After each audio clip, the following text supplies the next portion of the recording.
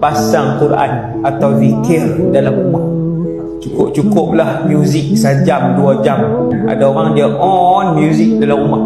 Gantilah sama dengan bacaan Quran. Buka di ruang tamu, tak payah lompat-lompat suara tu, perlahan je bagi dia pasang.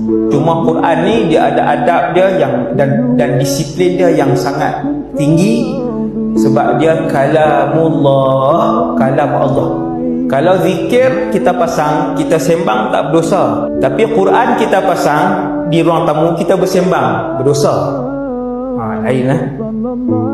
Dia lain. Quran sangat mulia. Pasanglah Quran dalam bilik ke, dalam apakah, surah apa pun tak apa. Cuma yang lebih bagus Nabi ajak pula.